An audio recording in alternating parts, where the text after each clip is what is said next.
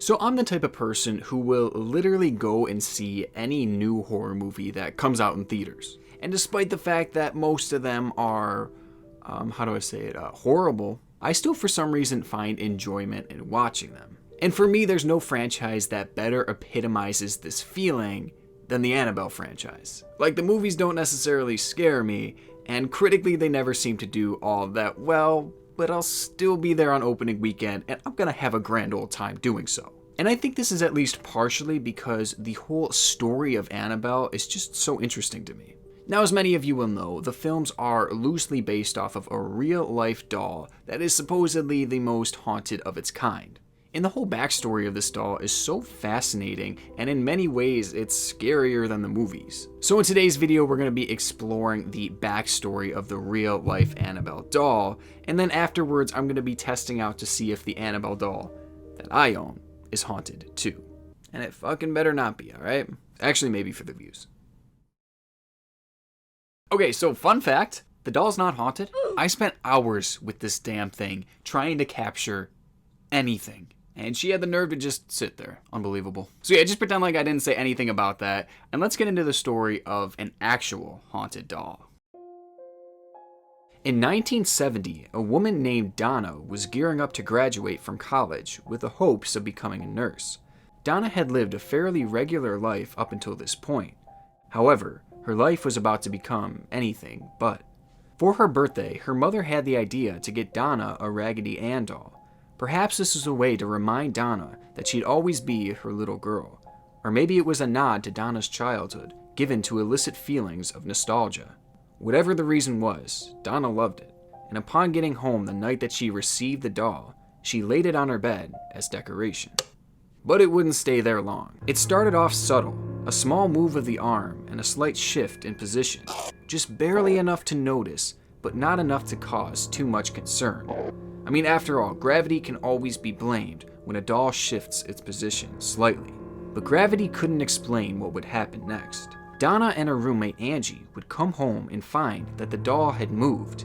And I don't mean moved positions, it allegedly moved rooms. When they would leave, it would be in Donna's room, and when they would get back, it would appear in a completely different room.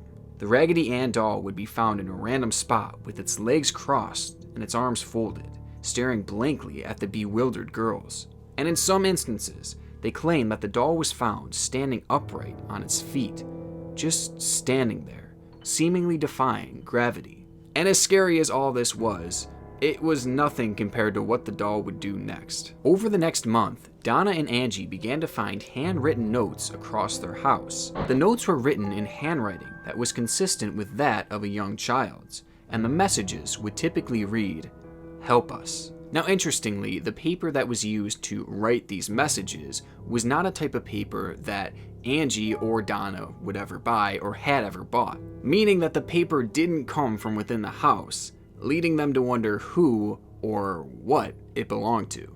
One night, Donna returned to the house to find that the doll had once again moved on its own, but this time it had moved back onto her bed. An overwhelming sense of dread came over her as she approached the doll. She had found the doll in other rooms many times before, but she had a feeling that this time was different. As she examined the doll, she was horrified to discover that there was blood dripping from its hands and its chest. The blood seemingly had no origin, but it seemed as if it was splattered on the doll. Now, Donna and Angie knew that something was going on here, but what exactly was still a mystery. And in order to try and solve it, they contacted a medium. The medium agreed to help them, and they conducted a seance at the apartment. Now, during the session, a spirit revealed itself by stating that she was the spirit of Annabelle Higgins. The spirit claimed that she had lived on the property long before the apartments were there, and that these were happy times for her. She would go on to say that by the age of just 7, she passed away on the very land that the apartments were built. Annabelle finished by saying that she liked Donna and Angie, and that she felt comfortable around them, that she wanted to stay there and be loved by them. Now, obviously shocked by the story that the spirit had told them, Donna and Angie became sympathetic towards her, and they actually gave her permission to stay within the doll and to stay within the house. And little did they know, but they had just made a tragic mistake. One night, a friend of Donna and Angie's was spending the night at the apartment. The man's name was Lou, and he had been at the apartment on multiple occasions and was already quite familiar with Annabelle. However, he didn't share the same compassion for her. He was scared of the doll, and he even tried to warn them that it was evil and that it should be removed from a household altogether. His warning fell on deaf ears. That night, Lou woke up from a horrible dream, drenched in sweat and shaking. Terrified, Lou tried to get up and move, but he realized he couldn't. Lou was paralyzed in his sleep. Trapped on his bed, he shifted his eyes around throughout the darkness of the room. That's when he saw it. Annabelle was laid out by his feet, staring directly at him. Slowly, the doll began to glide up his leg and then up his chest. All the while, Lou laid there helplessly, unable to move. As the doll stared at him, it suddenly reached its hands out and began to strangle Lou. With no way of moving or fighting back, Lou could only lay there as he slowly passed out due to lack of oxygen. Now, luckily for Lou, he woke up the next morning, but he was sure that this was no dream. And this whole event just reaffirmed his belief that this doll was in fact evil. The next day, Angie and Lou were alone in their apartment when they heard rustling coming from Donna's room.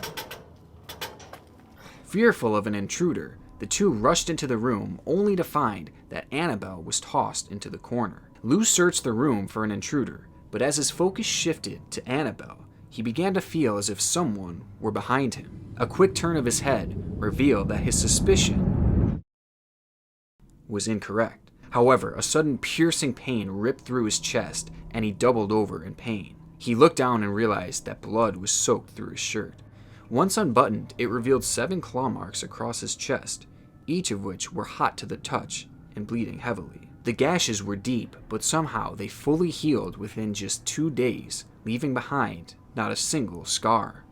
So at this point, we can clearly tell that this doll was not possessed by a 7-year-old girl. It was probably possessed by something very demonic. And Donna had finally realized that. Now, after contacting the church, the Warrants were called in to investigate this case. And if you guys don't know who the Warrants are, well, they're basically the power couple of paranormal research. Their resume is absolutely crazy. I'm not really going to get into it too much. This video, I might save it for another one, but let's just say that they were more than capable of taking care of this job.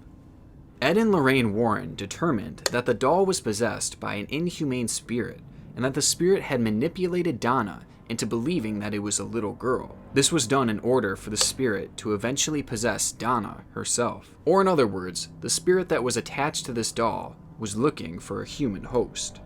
The Warrens believed that if things had continued at this pace for another 2 to 3 weeks, that it was likely that all the home's inhabitants would have been killed. In order to assure that this doll wouldn't harm anyone ever again, the Warrens decided to take it home with them and add it to their collection of haunted artifacts. The spirit did not go silently, though. While driving home from Donna's house, the Warrens' car began to swerve violently out of control.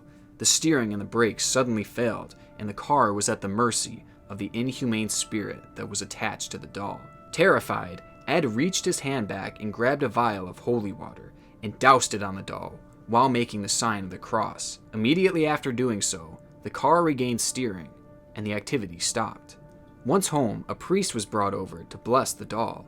While there, he looked at Annabelle and he said, "You're just a rag doll, Annabelle. You can't hurt anyone." Which, my guy, you can't do that. A few hours after the priest had left the house, he called the Warrens in a panic, saying that his brakes had failed and that his car drove directly into a crowded intersection. The car crashed and was instantly totaled, and the priest nearly lost his life. Now, this is one instance that really showed the true power of Annabelle, and the Warrens knew that it was only going to get stronger. And so, in order to contain the spirit and protect the world from Annabelle, they decided to build that infamous box for her.